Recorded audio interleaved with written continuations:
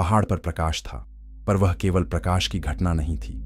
3 शिष्य कांपते हुए उस दृश्य के भीतर खड़े थे, जहां परिचित चेहरा अचानक असह्य महिमा से भर उठा।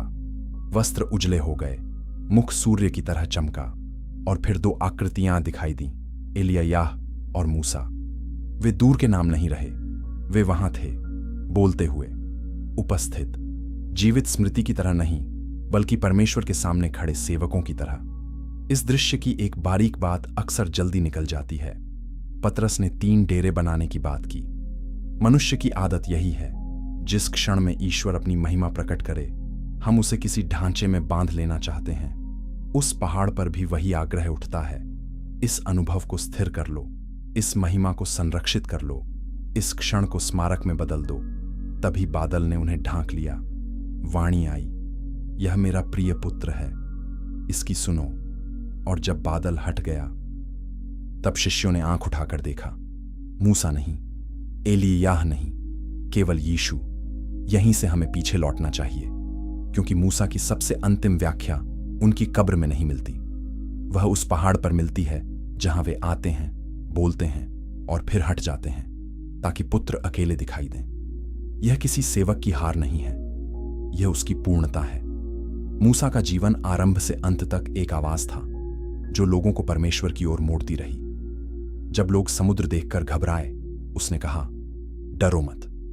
जब वे मन्ना को सामान्य मानने लगे, उसने उन्हें स्मरण कराया कि मनुष्य केवल रोटी से नहीं जीता।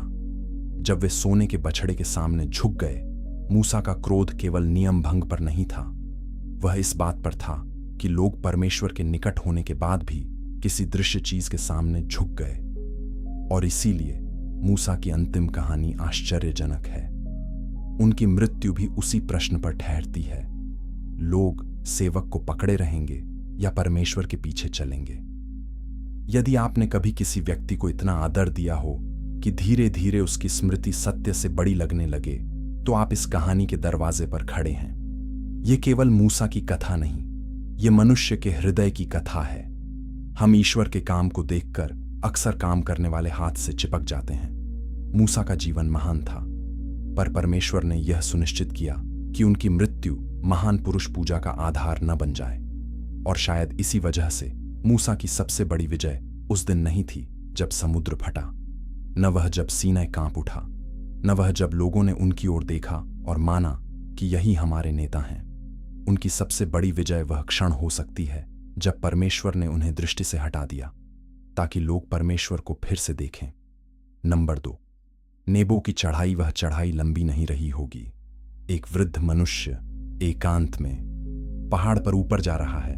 कोई सभा साथ नहीं, कोई तुरही नहीं, कोई विजय गीत नहीं। 4 दशक की अगुवाई के बाद अंत में एक अकेला रास्ता। व्यवस्था विवरण 34 इस दृश्य को सादगी से कहता है। मूसा मोआब के मैदानों से नेबो पर्वत पर चढ़े, वहां से यरीहो के सामने फैले देश को देखा। गिलाद, दान, नप्ताली, एप्रैम, मनश्शे, यहूदा, पश्चिमी समुद्र तक का विस्तार, दक्षिण का प्रदेश, यरीहो की तराई। ये कोई धुंधली सांत्वना नहीं थी, ये प्रतिज्ञा की धरती का खुला दृश्य था। मूसा ने इस देश के लिए लोगों को सहा था, शिकायतें सुनी थीं, विद्रोह दबाया था, मध्यस्थता की थी।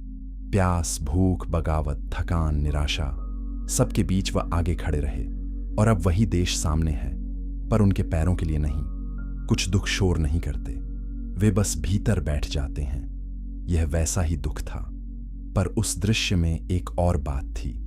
परमेश्वर ने कहा, यह वही देश है जिसकी शपथ मैंने अब्राहम, इसहाक और याकूब से खाई थी। अर्थात यह केवल भूमि दर्शन नहीं था, यह वाचा की स्मृति थी। मूसा को उनके श्रम का हिसाब नहीं दिया गया, उन्हें परमेश्वर की निष्ठा का दर्शन दिया गया। मानो प्रभु कह रहे हों, तुम्हारा काम व्यर्थ नहीं गया, तुम पार नहीं जाओगे, पर मेरी प्रतिज्ञा पार जाएगी। यहां न्याय भी है। मरीबा के जल पर मूसा ने परमेश्वर का आदर वैसा नहीं किया जैसा किया जाना चाहिए था। शास्त्र इस बात को हल्का नहीं करता। वह यह नहीं कहता कि बड़े सेवक की बड़ी सेवाओं के कारण अंतिम अनुशासन रद्द हो गया। परमेश्वर अपने निकट वालों के साथ भी सत्य से ही व्यवहार करते हैं। यह हमें असहज लग सकता है, पर यही पवित्रता है। लेकिन वहीं करुणा भी है। परमेश्वर मूसा को उस देश से वंचित करके नहीं छोड़ते, वह उन्हें अपने हाथ से दिखाते हैं। दंड में भी अपमान नहीं है, अनुशासन में भी परित्याग नहीं है। यह बहुत गहरा भेद है। कई बार हम सोचते हैं कि यदि किसी स्थान तक हम स्वयं नहीं पहुंचे तो शायद हमारा श्रम बेकार गया। मूसा उस विचार को झुठलाते हैं। उन्होंने वह घर नहीं बसाया जिसमें यहोशू प्रवेश करेगा, पर बिना मूसा के यहोशू का प्रवेश भी संभव नहीं था। कुछ लोग नींव बनते हैं, कुछ लोग दीवार उठाते हैं, कुछ लोग खिड़की खोलते हैं और कुछ लोग उस घर में रहते हैं जिसके लिए पहले किसी और ने अपना जीवन दे दिया था। मूसा की चढ़ाई हमें यह सिखाती है कि हर बुलाहट का फल उसी व्यक्ति के जीवन काल में नहीं दिखता, और फिर भी वह बुलाहट सच्ची रहती है। नंबर 3, दूर से देखा हुआ देश। मूसा ने देश देखा। शास्त्र कहता है कि उनकी दृष्टि मंद न हुई थी, न उनकी शक्ति घटी थी। यह पंक्ति केवल शारीरिक स्थिति नहीं बताती, यह एक विडंबना भी रचती है। देखने की क्षमता बची थी, पर प्रवेश का अधिकार नहीं था। कभी कभी मनुष्य के लिए सबसे कठिन पीड़ा वही होती है, दरवाजा सामने हो और हाथ पीछे रोक दिया जाए। लेकिन यहां कहानी को केवल कठोर अंत कह देना आसान होगा, और गलत भी, क्योंकि यह मूसा के जीवन का केवल अंतिम पृष्ठ नहीं, उसके भीतर छिपे पूरे धर्मशास्त्र का निष्कर्ष है। मूसा वह व्यक्ति थे जिनके माध्यम से व्यवस्था दी गई। व्यवस्था मार्ग दिखाती है, पवित्रता की मांग करती है, मनुष्य को दोषी ठहराती है, दिशा देती है, पर वह स्वयं मनुष्य को विश्राम में प्रवेश नहीं करा देती। इस दृष्टि से देखा जाए तो यह भी अर्थपूर्ण है कि मूसा सीमा तक आते हैं और प्रवेश यहोशू के अधीन होता है। यहोशू नाम का वही रूप है जो आगे चलकर यीशु के नाम से जुड़ता है। यहां एक गहरी प्रतिध्वनि सुनाई देती है। व्यवस्था किनारे तक लाती है, अंतिम प्रवेश किसी और के हाथ में है। हम सावधान रहें, यह कोई कृत्रिम प्रतीक खेल नहीं, बल्कि शास्त्र के भीतर चलती हुई एक गंभीर लय है। मूसा का सम्मान कम नहीं होता, बल्कि उनकी भूमिका स्पष्ट होती है।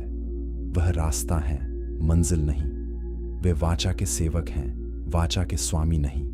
उस पहाड़ पर मूसा के भीतर क्या चला होगा, शास्त्र विस्तार से नहीं बताता, इसलिए हमें सावधानी रखनी चाहिए। फिर भी इतना तो कहा जा सकता है कि यह दृश्य खाली विजय नहीं, खाली शोक भी नहीं था। यह मिश्रित क्षण था, दुख, स्वीकार, पूर्णता और मौन का। किसी लंबे जीवन के अंत में ऐसी ही मिश्रित घड़ियां आती हैं। वहां मनुष्य रो भी सकता है और शांत भी रह सकता है। मुझे लगता है इस जगह पर मूसा का सबसे सच्चा परिचय महानायक नहीं, यहोवा का दास है। यही उपाधि व्यवस्था विवरण 34 उन्हें देती है। यह बहुत बड़ी बात है। उन्होंने राज सिंहासन नहीं छोड़ा, कोई स्मारक नहीं मांगा, कोई उत्तराधिकारी भाषण नहीं दिया जो उनकी महिमा बढ़ाए। अंत में शास्त्र बस इतना कहता है, यहोवा का दास। दुनिया महानता को दूसरे शब्दों से मापती है। शास्त्र कभी कभी केवल इतना कहकर किसी जीवन को मुकुट पहनाता है। वह परमेश्वर का दास था। नंबर 4, एक छिपी हुई कब्र का अर्थ। फिर वह वाक्य आता है जो पूरी कथा को रहस्य से भर देता है। उसने उसे मोआब की भूमि में दफनाया, पर आज तक कोई उसकी कब्र का स्थान नहीं जानता। यह आश्चर्यजनक है। मूसा जैसे व्यक्ति की कब्र अज्ञात। यदि किसी नेता, भविष्यद्वक्ता, उद्धारक सदृश चरित्र की समाधि पीढ़ियों तक स्मरण में रहनी चाहिए थी तो वह मूसा की ही थी। लेकिन यहां परमेश्वर कुछ विपरीत करते हैं। वह स्मृति को स्थान से अलग कर देते हैं। क्यों? शास्त्र सीधे कारण नहीं बताता, इसलिए हमें वही कहना चाहिए जो निश्चित है, और फिर सावधानी से अर्थ निकालना चाहिए। निश्चित यह है, परमेश्वर ने दफनाया और कब्र का स्थान लोगों को नहीं बताया गया। इसके बाद इस्राएल शोक मनाता है। फिर यहोशू के नेतृत्व में आगे बढ़ता है। अब अर्थ की ओर आए। इस्राएल का इतिहास बार बार दिखाता है कि वे परमेश्वर के दिए हुए चिन्ह को भी वस्तु पूजा में बदल सकते थे। स्वर्ण बछड़ा इसका उग्र उदाहरण है। बाद में कामसे का सांप, जो कभी चंगाई का साधन था, उसी को लोग धूप दिखाने लगे। तब हिजकिय्याह ने उसे तोड़ दिया। इसका मतलब यह नहीं कि हर प्रतीक बुरा है, बल्कि यह कि पापी मनुष्य प्रतीक को स्रोत समझ बैठता है। मूसा की कब्र यदि ज्ञात होती तो क्या वह तीर्थ बन सकती थी? संभव है। क्या लोग वहां जाकर वाचा के परमेश्वर की जगह वाचा के सेवक को पकड़े रहते? यह भी संभव है। क्या वे स्मरण को श्रद्धा से आगे बढ़ाकर धार्मिक निर्भरता में बदल देते? इतिहास ऐसा होने की संभावना को झुठलाता नहीं, पर बात केवल मूर्ति पूजा की नहीं है। यहां नेतृत्व का एक और रहस्य छिपा है। महान नेता का सबसे बड़ा योगदान यह नहीं कि लोग उसके नाम पर स्थिर हो जाएं। उसका सबसे बड़ा योगदान यह है कि उसके बिना भी लोग परमेश्वर के साथ आगे चलें। मूसा की कब्र को छिपाकर परमेश्वर मानो इस्राएल से कह रहे थे, अब तुम्हें मिट्टी में पड़े शरीर के पास नहीं रुकना है। बादल चल रहा है, प्रतिज्ञा आगे है, उठो। ये सुनना आज भी आसान नहीं। हम अक्सर उस बात के साथ बैठ जाना चाहते हैं जो पवित्र थी, बजाय उस मार्ग पर चलने के जहां परमेश्वर अभी बुला रहे हैं। किसी बीते हुए अनुभव, किसी पुराने सेवक, किसी प्रिय आध्यात्मिक मौसम, किसी टूटे हुए लेकिन यादगार समय के आसपास हम तंबू बना लेते हैं और धीरे धीरे हम आगे बढ़ने की आज्ञा खो देते हैं। मूसा की अज्ञात कब्र एक कठोर दया है। परमेश्वर अपने लोगों को शोक करने देते हैं, पर वह उन्हें रुकने नहीं देते। नंबर 5, जो शास्त्र कहता है और जहां वह चुप रहता है। अब हम उस छोटे से पद के पास आते हैं जिसने सदियों से पाठकों को रोके रखा है। यहूदा 1:9 कहता है, प्रधान दूत मिकाएल ने जब शैतान से मूसा की देह के विषय में विवाद किया, तब उसने निंदा का दोषारोपण करने का साहस न किया। केवल इतना कहा, प्रभु तुझे डांटे। यही कहा गया है, इतना ही। यहां हमें ईमानदार रहना होगा। शास्त्र यह नहीं बताता कि विवाद की पूरी प्रकृति क्या थी। यह नहीं बताता कि शैतान ने कौन सा विशिष्ट आरोप रखा। यह नहीं बताता कि वहां क्या दृश्य था, कितनी देर वाद विवाद चला या किस प्रकार अंत हुआ। बहुत सी लोकप्रिय व्याख्याएं इन खाली जगहों को विस्तार से भर देती हैं, लेकिन जहां शास्त्र रुकता है वहां विनम्रता भी रुकनी चाहिए। फिर भी यह पद तुच्छ नहीं, इसके भीतर बहुत भार है। पहली बात, मूसा की देह का प्रश्न केवल मानवीय अंतिम संस्कार का प्रश्न नहीं बनता। किसी अदृश्य स्तर पर इसका विरोध उपस्थित है। इसका अर्थ कम से कम इतना तो है कि परमेश्वर के सेवकों का अंत भी आध्यात्मिक अर्थ से खाली नहीं होता। दूसरी बात, मीकाएल शैतान से अपनी ओर से अपमानजनक निर्णय नहीं सुनाता। वह कहता है, प्रभु तुझे डांटे। यह भाषा जकरिया 3 की भी याद दिलाती है, जहां यहोशू महायाजक के विरुद्ध खड़े शैतान से प्रभु स्वयं कहते हैं, प्रभु तुझे डांटे। यहां एक पैटर्न दिखाई देता है। आरोप का अंतिम उत्तर परमेश्वर की सत्ता से आता है, केवल प्राणी शक्ति से नहीं। तीसरी बात, यह पद यहूदा के व्यापक तर्क में विनम्रता की शिक्षा देता है। वह उन लोगों की तुलना करता है जो आत्मविश्वास से आकाशीय सत्ता के विरुद्ध अपमानजनक भाषा बोलते हैं और कहता है कि मीकाएल तक ने ऐसा साहस नहीं किया। इसका मतलब है कि आध्यात्मिक संघर्ष में भी सीमा, संयम और परमेश्वर पर निर्भरता आवश्यक है। अब प्रश्न उठता है, मूसा की देह क्यों? शास्त्र इसका स्पष्ट उत्तर नहीं देता। कुछ पाठक इसे दफन स्थान की घटना से जोड़ते हैं, कुछ इसे आगे रूपांतरण पर मूसा की उपस्थिति के प्रकाश में पढ़ते हैं, कुछ इसे केवल एक अद्वितीय सम्मान की घटना मानते हैं। इन संभावनाओं पर विचार हो सकता है, पर हमें उन्हें निश्चित कथन की तरह नहीं रखना चाहिए। कभी कभी शास्त्र हमें पूरा दृश्य नहीं देता, क्योंकि उसका उद्देश्य हमारी जिज्ञासा तृप्त करना नहीं, हमारी समझ को दिशा देना होता है। वह इतना बताता है कि संघर्ष वास्तविक था, आरोप की शक्ति वास्तविक है और अंतिम अधिकार प्रभु का है। यह छोटा पद सनसनी नहीं मांगता, यह श्रद्धा मांगता है। #6 आरोप की पुरानी आवाज शास्त्र जब शैतान को चित्रित करता है तो वह केवल प्रलोभन देने वाला नहीं दिखता, वह विरोधी, अभियोग लगाने वाला और अवसर खोजने वाला भी है।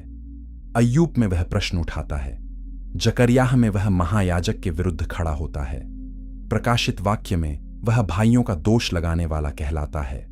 अर्थात उसके काम का एक बड़ा हिस्सा यह है, मनुष्य के अतीत को उसके भविष्य के विरुद्ध खड़ा करना। मूसा के जीवन में ऐसा बहुत कुछ था जिसे आरोप की भाषा पकड़ सकती थी। उसने मिस्री को मार डाला था, उसने उतावली में काम किया था, वह कभी भय के कारण भागा था। मरीबा पर उसने चट्टान के प्रसंग में ऐसा व्यवहार किया जिसके लिए उसे गंभीर परिणाम मिला।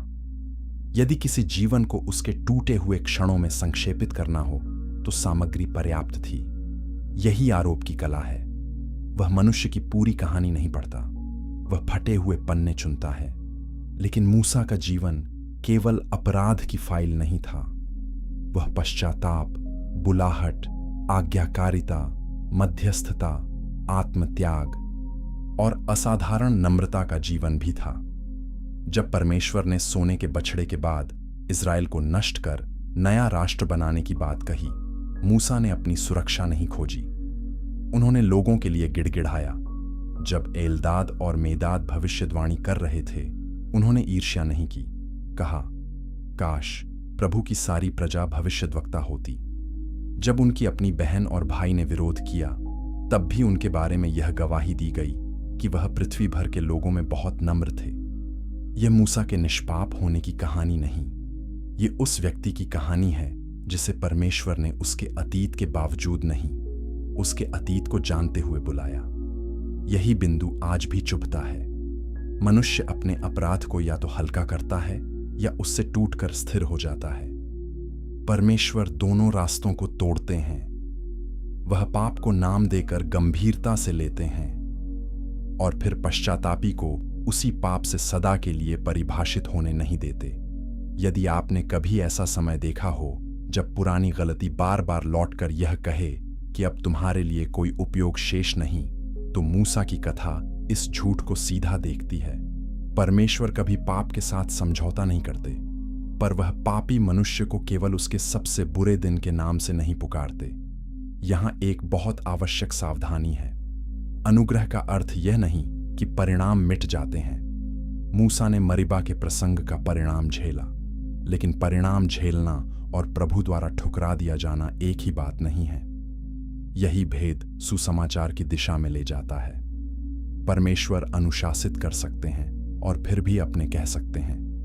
वह रोक सकते हैं और फिर भी त्यागते नहीं। वह सीमा रख सकते हैं और फिर भी प्रेम में रखते हैं। मूसा की कहानी यह नहीं कहती कि दोष कोई बात नहीं, यह कहती है कि दोष अंतिम बात नहीं। #7 स्मारक नहीं। साक्षी इज़राइल ने 30 दिन रोया। यह शोक उचित था। अच्छे नेतृत्व की अनुपस्थिति खाली जगह छोड़ती है। मूसा केवल कानून देने वाले नहीं थे, वे संकट के बीच खड़े होने वाले व्यक्ति थे। उनके बिना शिविर अलग लगता होगा, तंबुओं के बीच हवा भी जैसे बदल गई होगी। पर 30 दिन के बाद शोक का समय समाप्त हुआ। यह बड़ी आध्यात्मिक शिक्षा है। शोक का सम्मान करो, शोक में बस मत जाओ। यहोशू आगे आता है। शास्त्र कहता है कि वह बुद्धि की आत्मा से भरा था क्योंकि मूसा ने उस पर हाथ रखे थे। यह बहुत सुंदर है।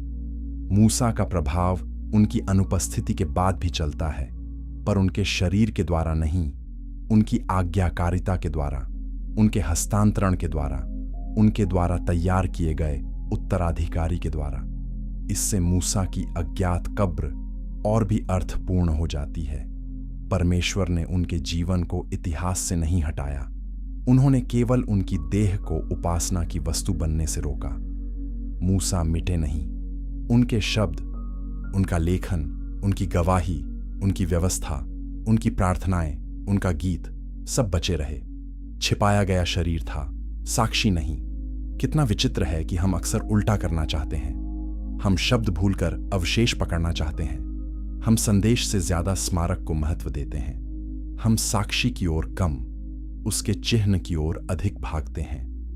परमेश्वर ऐसा नहीं होने देते। वह अपने सेवकों का आदर करते हैं, पर उन्हें प्रतिस्पर्धी महिमा नहीं देते। जो हाथ उनकी ओर इशारा करता है वह स्वयं सूर्य नहीं बनता। और यहां मूसा का चरित्र फिर चमकता है। उनके पूरे जीवन में बार बार यह दिखाई देता है कि जब लोग उन्हें केंद्र बनाना चाहते हैं, वह उन्हें प्रभु की ओर लौटाते हैं। फिरौन के सामने वह अपने नाम की घोषणा नहीं करते, प्रभु का संदेश बोलते हैं। सीनै पर वह नियम के मालिक नहीं, दूत हैं। मिलाप वाले तंबू में वह महिमा के स्रोत नहीं, महिमा से मिलने वाले सेवक हैं। इस व्यक्ति की मृत्यु भी उसी सिद्धांत से बंधी है, उसे स्मारक मत बनाओ। उसके द्वारा जिस परमेश्वर ने तुम्हें बुलाया है उसके साथ चलो। कई बार हम अपने जीवन में भी ऐसे मौसमों से गुजरते हैं जहां कोई प्रिय मार्गदर्शक, प्रिय समुदाय, प्रिय आवाज, प्रिय ढांचा छूट जाता है। उस समय मन कहता है यहीं बैठ जाओ, यहीं रोते रहो, अब आगे क्या। लेकिन परमेश्वर कभी कभी बहुत कोमल और बहुत कठोर ढंग से कहते हैं अब नदी के पार जाना है। नंबर 8, पर्वत पर लौटना। फिर वर्षों बाद दूसरे पहाड़ पर मूसा दिखाई देते हैं। यह घटना केवल आश्चर्य पैदा करने के लिए नहीं है। मूसा और एलिय्याह का यीशु के साथ खड़ा होना गहरी साक्षी है। मूसा व्यवस्था का प्रतिनिधित्व करते हैं, एलिय्याह भविष्यद्वक्ताओं का। दोनों मिलकर उस एक की ओर संकेत करते हैं जिसमें कथा का केंद्र एकत्र होता है। लूका के वृत्तांत में कहा गया है कि वे यीशु के प्रस्थान के विषय में बात कर रहे थे, जिसे वह यरूशलेम में पूरा करने वाले थे। यहां भाषा भी ध्यान देने योग्य है। प्रस्थान एक तरह का नया निर्गमन, और यदि यह नया निर्गमन है तो मूसा की उपस्थिति बिल्कुल उपयुक्त हो जाती है। जिसने पहले निर्गमन में लोगों को दासत्व से बाहर निकलते देखा, वह अब उस पुत्र के साथ खड़ा है जो पाप, मृत्यु और दोष से बड़े निर्गमन को पूरा करेगा। अब पीछे मुड़कर नेबो का दृश्य और गहरा हो जाता है। मूसा ने कनान दूर से देखा था, पर रूपांतरण पर्वत पर वह केवल भूमि की प्रतिज्ञा नहीं, प्रतिज्ञा के स्वामी को देखते हैं। वह उस पुत्र के साथ खड़े हैं जिसमें सब वाचाएं हां होती हैं। यदि नेबो अधूरापन था तो यह पहाड़ उसकी अंतिम व्याख्या है। यहां हमें सावधानी से बोलना चाहिए। शास्त्र स्पष्ट रूप से कहता है कि मूसा वहां दिखाई दिए। यहूदा एक नौ और रूपांतरण को जोड़कर कई मसीही पाठक यह समझते हैं कि परमेश्वर ने मूसा के साथ कोई विशिष्ट सम्मानजनक कार्य किया, संभवतः पुनरुत्थान से संबंधित। यह एक प्राचीन और प्रचलित मसीही निष्कर्ष है, पर उस रूप में विवरण स्वयं शास्त्र नहीं खोलता। इसलिए हम इतना ही कहें, मूसा की कहानी मृत्यु पर बंद नहीं होती। शास्त्र स्वयं उन्हें फिर हमारे सामने लाता है, और जब पतरस 3 डेरे बनाना चाहता है, स्वर्ग की वाणी व्यवस्था और भविष्यद्वक्ताओं को नकारती नहीं, वह उन्हें उनके उचित स्थान पर रखती है। संदेश यह नहीं कि मूसा व्यर्थ थे, संदेश यह है कि अब पुत्र की सुनो। मूसा ने भी यही चाहा होता, क्योंकि उनका सारा जीवन इसी दिशा में गया था, लोग प्रभु की सुने। यहां मूसा की गहरी नम्रता फिर दिखाई देती है। वह पहाड़ पर लौटते हैं पर केंद्र नहीं लेते। वे प्रकाश में आते हैं पर प्रकाश अपने लिए नहीं मांगते।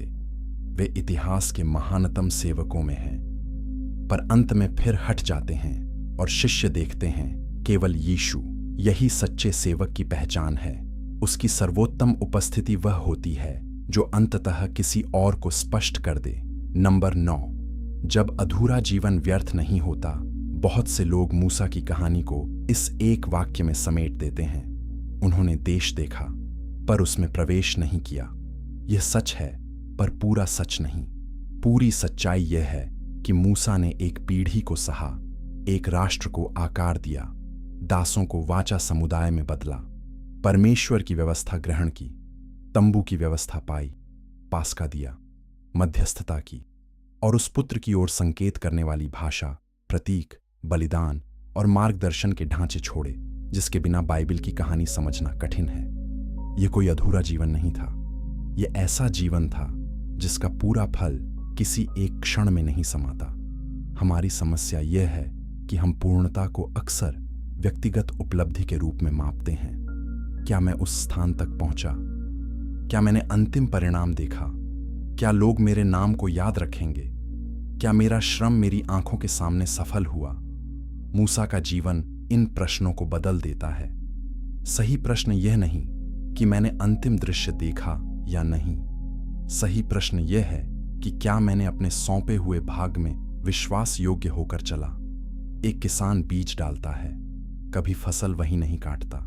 एक पिता परिश्रम करता है, कभी शांति उसके बच्चों के दिनों में पनपती है।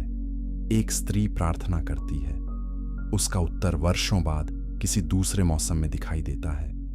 एक सेवक शिक्षा देता है, उसके शब्द का फल किसी अज्ञात हृदय में बहुत देर बाद उगता है। यदि आपने अपने जीवन में किसी ऐसे श्रम का भार उठाया है जिसका परिणाम अभी तक दिखाई नहीं देता, मूसा आपको समझते हैं। वे उस व्यक्ति के साथी हैं जिसे प्रभु ने काम तो दिया, पर उसका संपूर्ण दृश्य नहीं दिया, और फिर भी प्रभु ने उसके जीवन को असफल नहीं कहा। यहां एक और गहरी सांत्वना है। मूसा प्रतिज्ञा देश में अपने पैरों से नहीं गए, पर रूपांतरण पर वे उससे भी बड़ी वास्तविकता में दिखाई दिए, जहां पुत्र की महिमा चमक रही थी। मानो परमेश्वर कह रहे हों, मैंने तुम्हें कम नहीं दिया, मैंने तुम्हें अंतिम अर्थ अपने समय पर दिया। इसलिए मूसा का जीवन अधूरी इच्छा की कहानी है, पर अधूरी प्रतिज्ञा की नहीं। इच्छा अधूरी रह सकती है, प्रतिज्ञा नहीं। 10 प्रतिज्ञा की अंतिम प्रतिध्वनि। आखिर में हम फिर उसी प्रश्न पर लौटते हैं जिससे यह कथा शुरू हुई थी। मूसा की कब्र क्यों छिपाई गई? अब शायद उत्तर एक से अधिक परतों में सुनाई देता है। क्योंकि परमेश्वर अपने लोगों को सेवक पर नहीं, अपने ऊपर टिकाना चाहते थे। क्योंकि स्मारक विश्वास का स्थान नहीं ले सकता। क्योंकि शोक के बाद यात्रा जारी रहनी थी। क्योंकि मूसा की सबसे सच्ची विरासत पत्थरों में नहीं, वाचा में थी।